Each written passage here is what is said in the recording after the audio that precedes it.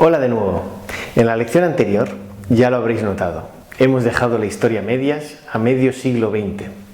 Pero la historia de la gobernanza global no se terminó a mediados del siglo XX, bien al contrario. En concreto, nos hemos despedido mencionando Bretton Woods y el papel de Estados Unidos. Y ahora entraremos en detalle, porque ahí empezó la que se ha dado a conocer como el boom de las organizaciones internacionales en el mundo. A partir de la segunda mitad del siglo XX y coincidiendo con los nuevos equilibrios geopolíticos propiciados por la Segunda Guerra Mundial, se empezó a gestar la arquitectura global que constituye todavía hoy el fundamento de nuestro gobierno mundial.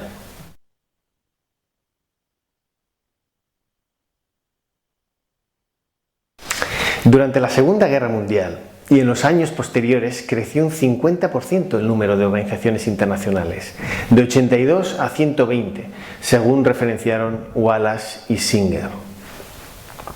La pregunta importante es, ¿por qué ocurrió esto? ¿A qué se debe esta tendencia? ¿O deberíamos llamarlo explosión de las instituciones internacionales? La explicación y el síntoma residen en las dos guerras mundiales que había vivido el mundo en la primera mitad de siglo. Porque desde el continente americano hasta el asiático, la guerra por primera vez había llegado a todos los rincones del planeta. Si la guerra se había globalizado, ¿qué no iba a globalizarse en adelante? Poco a poco hemos sido testigos de cómo todos los sectores, desde la salud, pasando por la educación y las comunicaciones, se han ido globalizando a lo largo del tiempo, con una velocidad vertiginosa tras la invención de Internet y la popularización de la tecnología. Y como hemos visto en las lecciones anteriores, la globalización es el fundamento de la gobernanza global.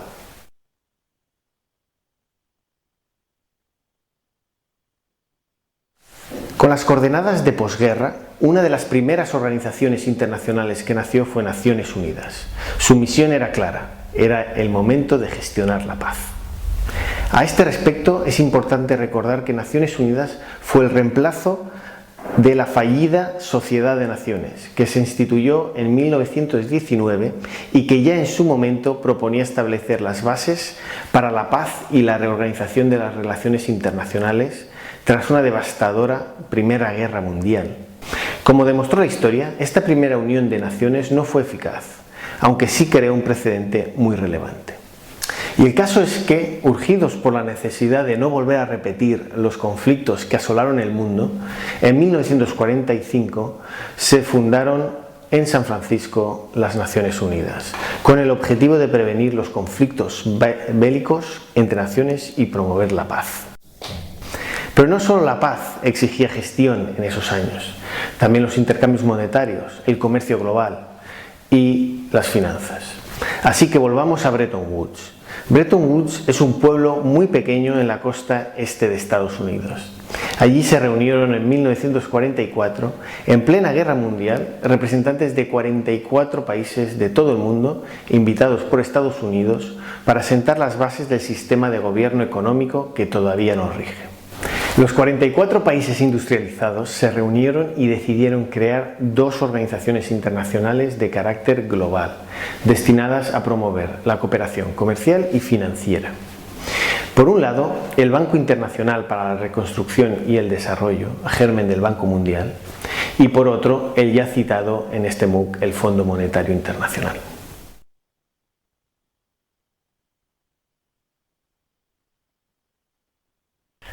Antes de seguir, quiero hacer un punto y aparte para una definición conceptual de lo que es una organización internacional global. Una organización internacional global puede definirse como una organización jurídicamente formalizada, con un secretariado creado por 3 o más estados.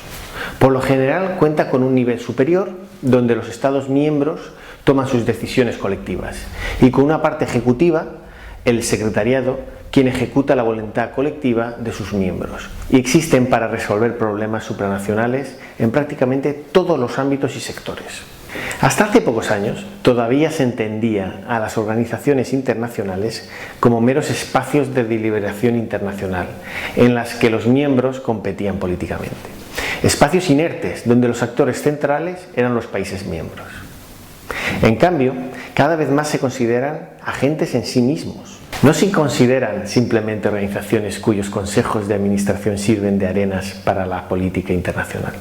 Seguramente todas las organizaciones internacionales tienen un poco de ambas. Son a la vez un foro de debate político entre miembros, sobre todo sus consejos son los foros, y a la vez son agentes con voluntad y capacidad propia.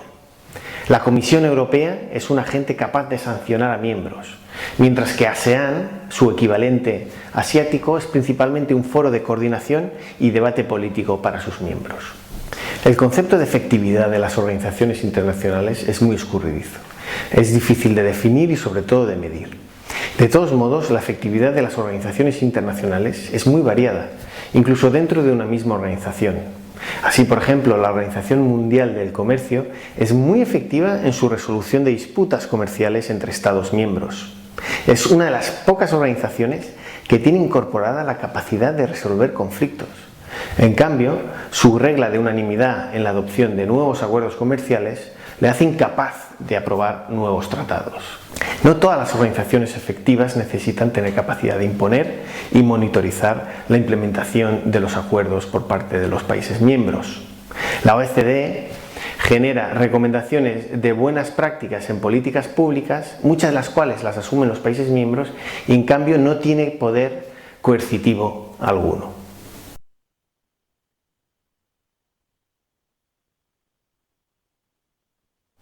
También me gustaría que tuvierais una visión general numérica de las organizaciones internacionales a día de hoy. Allá vamos. Existen en el mundo unas 350 organizaciones internacionales. De entre ellas, 70 corresponden a lo que hemos definido como organizaciones internacionales globales, es decir, que tengan al menos un país miembro de cada uno de los 5 continentes. El número medio de miembros de estas organizaciones es de 118. Pero es realmente muy variable. Mientras la UNESCO bordea los 200, la más pequeña, la International Paper Community, cuenta con solo 6 países miembros. En términos de antigüedad, las organizaciones internacionales tienen una edad media de 57 años y solo el 3% han sido creadas en la última década, lo que no deja de ser un síntoma de regresión en la evolución de volumen institucional. En cuanto a números de empleados, las organizaciones mundiales emplean cerca de medio millón de personas. La media se sitúa en 750 empleados si excluimos a las Naciones Unidas, que es con mucha diferencia la que más gente emplea, con 125.000 personas. Finalmente, para concluir este apartado, me gustaría daros una idea de los presupuestos que barajan estas organizaciones. La media se sitúa en los 2,7 mil millones de dólares, todas financiadas principalmente por contribuciones de sus Estados miembros. Para esta estimación se han excluido las 10 instituciones de carácter financiero, que cuentan con presupuestos muchísimo más elevados. Recordemos brevemente el escenario en el que nos encontramos. Estamos, por un lado, ante un cambio de rasante histórico en términos de poder económico, con la emergencia de China como primera potencia económica mundial y varios países emergentes liderando el crecimiento a escala global. Tenemos, por otro lado, un gran reto demográfico, una población cada vez más vieja y más numerosa, en parámetros sin precedentes en la historia. Asimismo, nos enfrentamos a un gap cada vez más significativo de la desigualdad entre ricos y pobres. Según el índice Gini, que mide la desigualdad, desde 1985 ha aumentado en casi todos los países de la OCDE. Y eso a pesar de que la riqueza ha crecido muy por encima de la población en los últimos 20 años. Y como corolario de lo anterior, existe una escasez de recursos cada vez más acuciante, especialmente energéticos, alimentos y agua, que llevarán a conflictos y desórdenes geopolíticos. Todo ello bajo la amenaza global del cambio climático. ¿Cómo creéis, por tanto, que debería evolucionar la arquitectura de la gobernanza global para ser más efectiva y legítima? Por favor, postead vuestros comentarios en el foro.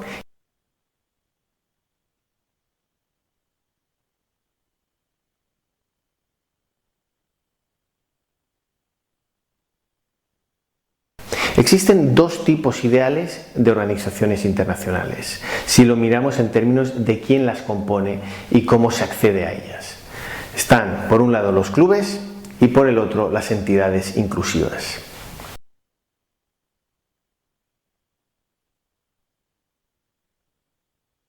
Por un lado tenemos las organizaciones internacionales que responden a la lógica de club. Tienen la virtud de ser organizaciones ágiles en la toma de decisiones, ya que tienen menos miembros y entre ellos suelen ser más homogéneos, pero con una legitimidad baja, ya que no incluyen a todos los estados. Esta lógica viene del siglo XVII, cuando se firmó la Paz de Westfalia entre los estados-nación hegemónicos de la época. Ejemplos modernos de clubes son la OCDE, el think tank de los países desarrollados o el G20, aunque no es propiamente una organización, según nuestra definición, ya que no tiene secretariado permanente ni entidad jurídica propia. El mundo seguramente requiere de ambos tipos de organización. La combinación de organización tipo club y las inclusivas pueden dar resultados positivos, como veremos en el caso del proceso de reforma del FMI. Esto es así porque unas aportan mucha legitimidad, las inclusivas, mientras que las clubs son más eficaces.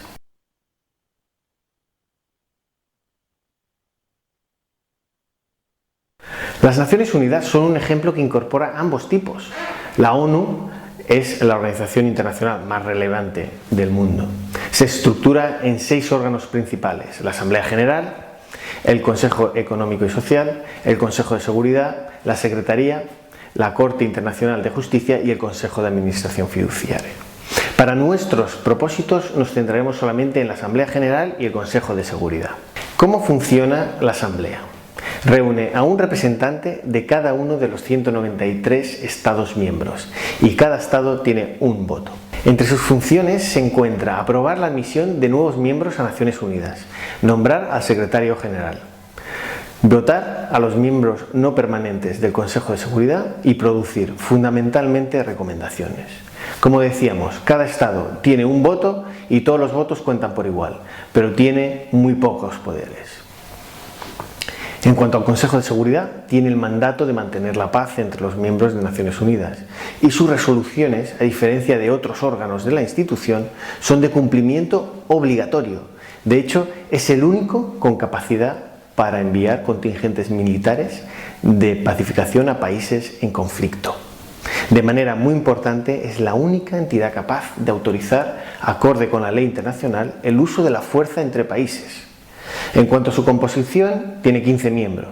10 son miembros no permanentes escogidos por la Asamblea General y los otros 5 son miembros permanentes con derecho de veto. ¿Y quiénes son estos 5 miembros? China, Estados Unidos, Rusia, Francia y Reino Unido, es decir, los países dominantes del escenario internacional posterior a la Segunda Guerra Mundial. Por tanto, la ONU combina un espacio muy inclusivo pero poco vinculante, es decir, la Asamblea, con otro muy vinculante pero muy restringido, el Consejo de Seguridad. Seguramente el problema no sea tanto que hayan instituciones tipo club y otras inclusivas, sino que las tipo club no reflejan la realidad actual, sino la de 1945.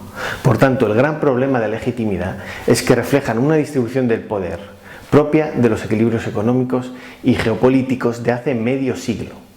No son poco frecuentes las reclamaciones de países emergentes como Brasil o India, que reclaman una revisión del modelo y muy concretamente de la estructura del Consejo de Seguridad de Naciones Unidas, que no deja de ser el órgano que concentra el monopolio de la fuerza mundial. Pero lo hace solo en 5 países, 2 de los cuales, Francia y Reino Unido, hace tiempo que dejaron de ser potencias de primer orden. Hay varios países con argumentos más legítimos para exigir un cambio de modelo. Por ejemplo, Japón y Alemania, que son el segundo y tercer contribuyente de Naciones Unidas. O India, que es la democracia liberal más grande del mundo, además del segundo país en población. Por no hablar de Brasil, primer país de América Latina en territorio, población y riqueza. Como dijo recientemente su presidenta Dilma Rousseff, las cuestiones de paz y seguridad deben ser tomadas por grupos más representativos de la realidad presente y por esa razón más legítimos. Es urgente reformar la gobernanza global y darle la representatividad que los países emergentes tienen en el escenario internacional. Como veremos en la siguiente lección sobre la reforma del Fondo Monetario Internacional, ya se están tomando pasos en este sentido, pero también veremos las muchas trabas que hay en el camino. Os cuento más en la siguiente clase.